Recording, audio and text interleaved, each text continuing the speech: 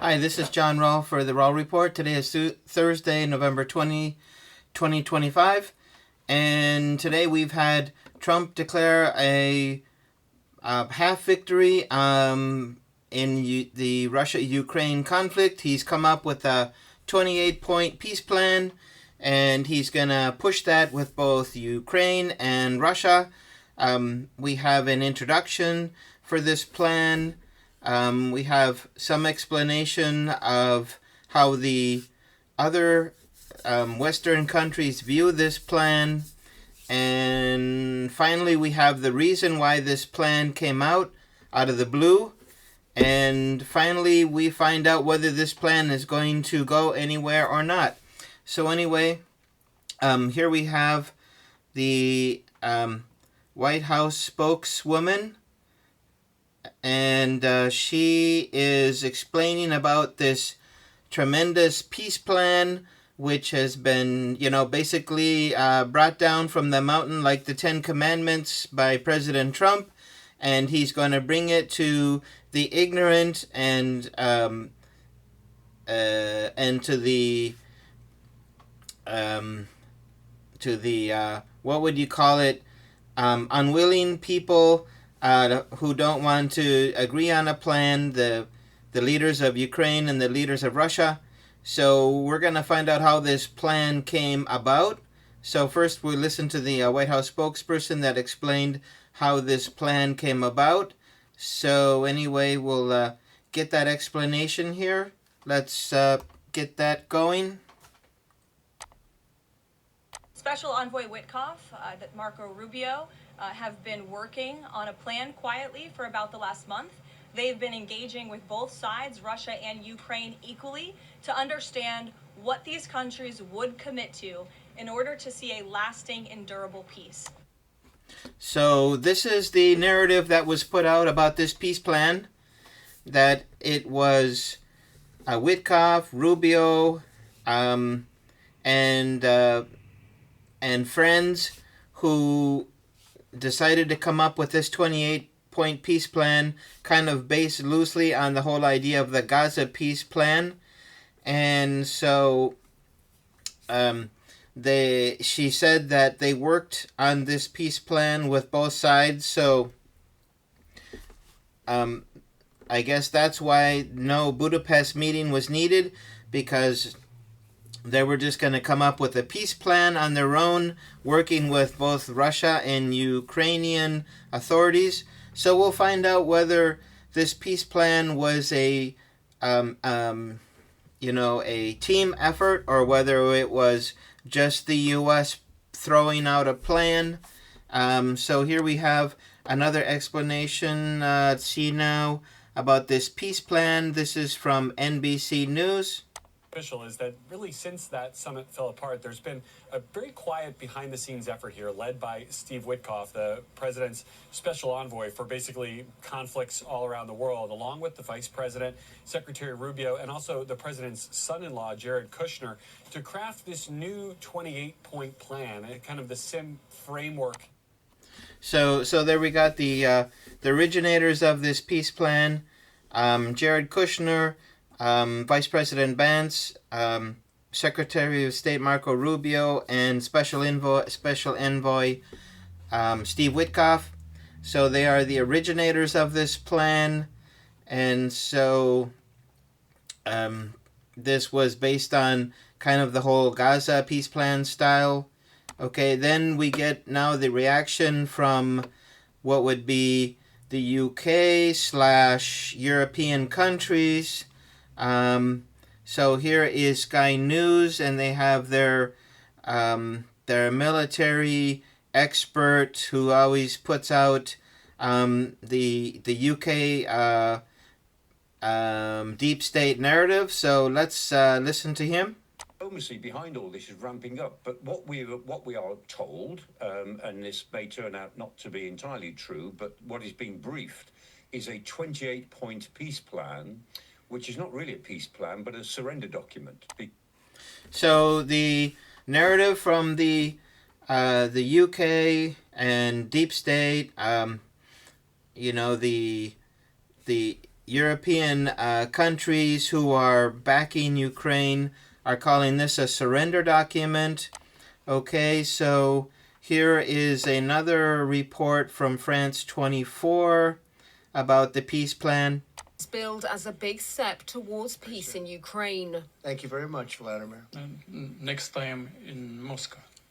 Ultimately, the summit between Donald Trump and Vladimir Putin, without Volodymyr Zelensky, failed to yield any tangible progress towards peace. So this is kind of a long report here. Let's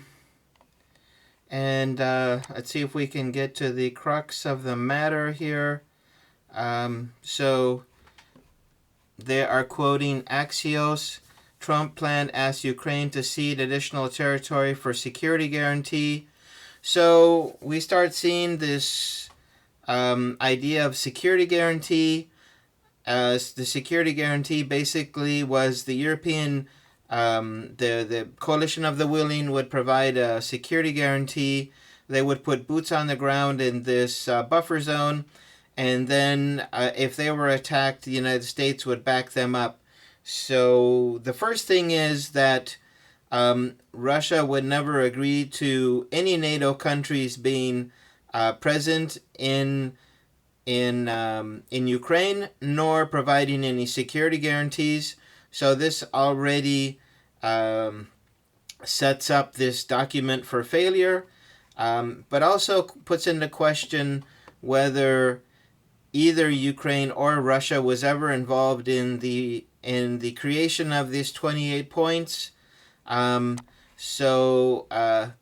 Here we have an article from The Guardian, which is another instrument of the deep state, and this is kind of their voice, to speak out on different topics. U.S. and Russian officials draft plan to end Ukraine war based on capitulation from Kiev.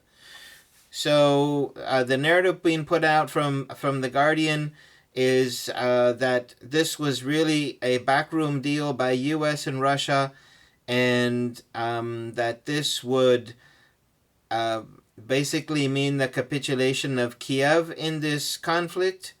So anyway, let's see if they have any verification of any Russian official who was involved in drafting this document. So they say Kirill Dmitriev was supposedly involved in the drafting of this document. So anyway, Maria Zakharova, the Russian Foreign Ministry, has stated that the Russian Foreign Ministry has not seen any document. They haven't participated in any dialogue about this document. So my idea about this 28-point peace plan is that President Trump just decided that he was inspired one day over lunch that if we can create a peace plan for Gaza and make it really long, like 20 points, and set up this process, first you do this and then they do that, and then 24 hours later they will fulfill this condition and that condition, etc. That they were at some lunch and decided, well, it's time we put out this peace plan, and based on this Gaza-style peace plan. And then they say that the Russians were involved and the Ukrainians were involved. And some of these said that it was just Russia involved. So basically Russia said, no, we are not involved. And Ukraine said, no, we will not accept any ceding of our territory. We will not accept that. So it's very obvious that this was never drafted with the Russians and Ukrainians. This is another failed attempt from President Trump to try to jumpstart some hastily manufactured agreement outside of the parameters of the past agreements, like the Minsk and Istanbul agreements. So he wants to create his own agreement and why Russia would listen to the United States in the first place is a mystery, considering that the United States is providing guidance for Ukrainian missiles that are sent deep into Russia. So basically, the United States has committed acts of war on Russia. So why would Russia see the United States as a mediator? And I say that the U.S. is involved in guiding these missiles because the U.S. Missiles, like the ATACMS, have several guidance systems. One is a GPS. So if you use GPS and GPS doesn't work in Russia and Ukraine doesn't have any satellites, then how are they supposed to send those missiles to the targets? So anyway, these obviously require the U.S. involvement in the not only picking the targets, but also designing the route of the missiles, and also programming any additional navigation for alternative or backup navigation for these missiles. So the U.S. is intimately involved with Ukraine in firing missiles into Russia. So why would Russia even listen to any proposal from the United States? So all this asks a lot of questions, but more than anything else, you can see that the U.S. is getting very panicky. And so I can point out exactly why the U.S. is getting panicky. So here we have the urban area of Pokrovsk and Mirnograd.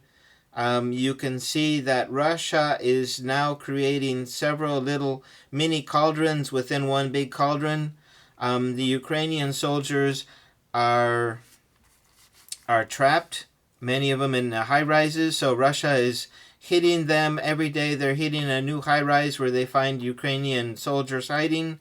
These high rise buildings are very well built. They're of Soviet construction, so they're meant to last a very long time. So the Russian military is hitting them with the Fab 500 or Fab 3000 bombs. The Fab 3000 bombs effectively takes out a section of these buildings. The drones will never be able to bring them down, so they use the larger bombs once they find the Ukrainian soldiers. So little by little, Russia is finishing off the group of Ukrainian soldiers who are trapped in this area. And so you say, well, that has nothing to do with the 28-point peace plan. Why do you even bring that up?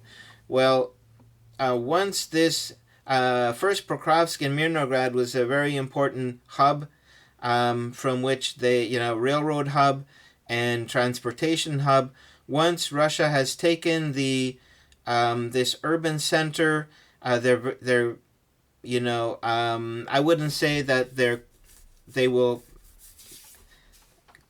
clear this area in a few days and declare victory, because they have to go street by street. This could take a few weeks. But let's say by the middle of, let's say within 30 days, by the middle of December, Russia should be, taking control of the of this urban center.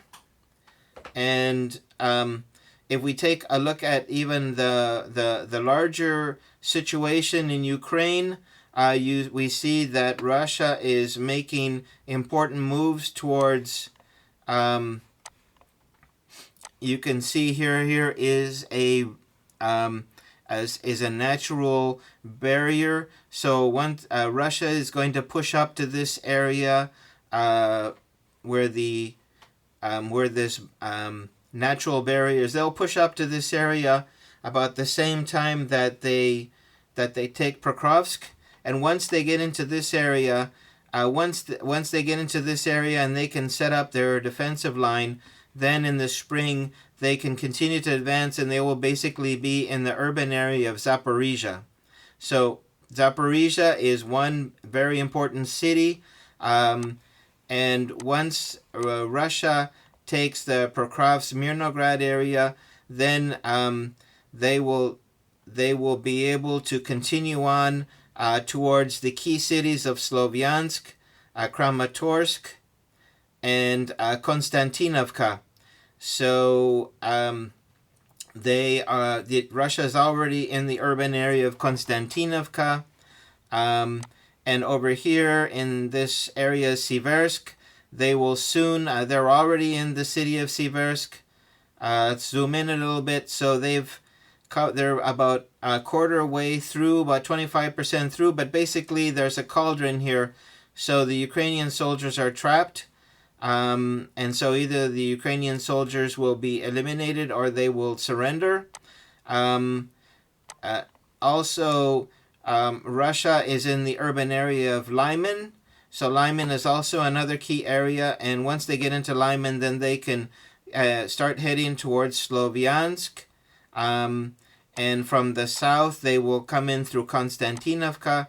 So this whole important area of the Donbass we're probably about 6 months away from, I would say, sometime in April or May.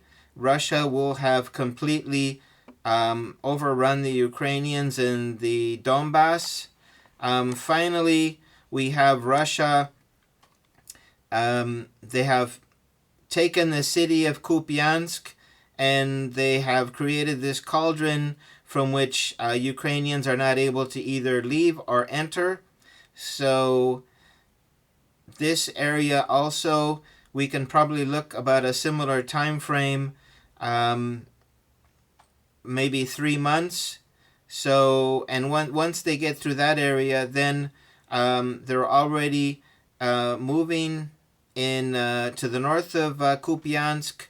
They're expanding towards the northern part of this northeastern corner of Ukraine, and then they will merge up with the Vovchansk forces. So what I'm saying is that President Trump is looking at this map, and there are people in the Pentagon who have these the software so that they can give estimates of where Russia will be in 3 months, in 6 months, in 1 year, in 2 years. And the picture looks so bleak that President Trump is now doing everything he can to stop the Russian advance. So he puts out this hastily put together and poorly presented peace plan. If he wanted to present a peace plan and both Ukraine and Russia had participated in it, he would have had a meeting in which he would involve both Russian and Ukrainian ministers, but no, he just sends a couple military officials to Ukraine so that they can discuss it, which means they haven't previously discussed it. And then if they get somewhere there, then they're going to go to Moscow. So this was basically a wild goose chase that President Trump was carrying out to try to come up with some hastily manufactured peace plan. Russia's always made very clear that that there is a process that has to go through in order to develop these documents, and you don't just come up with a couple of fly-by-night ideas, put it on paper, and then fly off to different countries and hope people will accept it. The Russians don't work that way. I'm sure the Ukrainians don't work that way either. So why is President Trump doing this? Well, here it is on the map. We don't have a way of estimating where the Russians will be in 3 to 6 months, but we can imagine that once Russia gets the Donbass and gets, then it will head towards Kharkiv, which is the second largest city in Ukraine. And once they get to Zaporizhia, they will begin to make movements. So here's Zaporizhia. They will begin to make movements towards Kherson and eventually towards Odessa. Once they get to Odessa, this war is over. So why do I say this war is over? Because once Russia cuts off access to the Black Sea, then Ukraine will have to export all its goods towards Poland. And we've already seen what happened previously when they tried to export Ukraine in through Poland. There was a very strong response from the Polish farmers, and the European community will not impoverish themselves so that they can give priority to Ukrainian businesses and Ukrainian exports. So anyway, this plan from President Trump is another one of those ideas he probably gets when he's unable to sleep at nighttime. He says, "Oh, a 28-point peace plan. Let's put out a 28-point peace plan. They will accept it gladly because it's me, Donald Trump, the greatest negotiator in all of history, coming up with this 28-point peace plan." So anyway, this plan was always doomed to failure. The Ukrainians aren't going to accept it. The Russians aren't going to accept it. So it's unfortunate, a waste of time. And President Trump just continues to pump out all these narratives. He spoke to they spoke to the Russians. They spoke to the Ukrainians. They found a common point. Okay, no, but the Russians don't deal that way. They first have low-level meetings where they discuss the fundamentals, and then they start working out the details, and then as the negotiations progress, then they involve higher level officials who make the more important decisions. So, and then finally, when all the details are worked out, the two leaders would come and sit down and just basically sign the agreements. So this process was not involved. It's not being respected, and I can't see Russia giving this any time of day.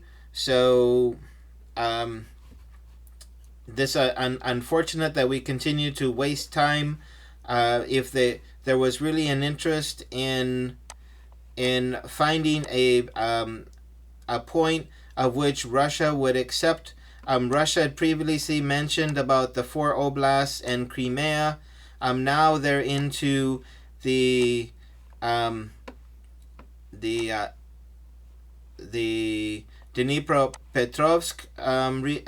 oblast. They're in the Kharkiv oblast. So they are moving on. And if President Trump doesn't keep up, then all of his ideas will not progress.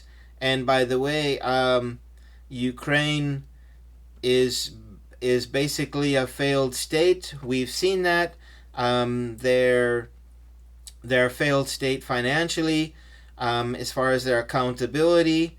They've taken the money sent by the Western countries and pilfered it. We've seen where they've tried to put down defensive lines. They sent $1 billion to create a defensive line, and all we got was a little trench with some dragon teeth so that they could be a photo op and say, look, this $1 billion trench. So we know that the weapons have been poorly used, that the Ukrainian military is poorly run, that they're kidnapping people off the street because they no longer have soldiers. So financially, they're in a bad position. Militarily, they're even worse. And economically, they're just basically a bankrupt state. They require billions and billions. It looks like 140 billion for the next 2 years. That's incredible. So basically, this is a defunct state, a puppet state for the Western countries, but especially the United States, so that they can justify moving parts of their budget towards military expenditures instead of spending it on infrastructure. So anyway, that is my report on the President Trump's 28-point peace plans. Now, if he had actually come up with a decent plan and had worked with both sides, and they'd gone through the whole process of starting, finding a fundamental point of agreement, working, starting to add in details, and increasing the agreement between the two sides until there was something that was worthy of signing, then that would be an admirable process. But we didn't have that here, and I don't expect we get it from President Trump. He just doesn't have the patience to do the hard work that needs to be done to get an actual peace agreement between Russia and Ukraine. And the Ukrainians are not interested in ceding territory. Russia wants to eliminate the root causes. Ukraine is speaking Chinese.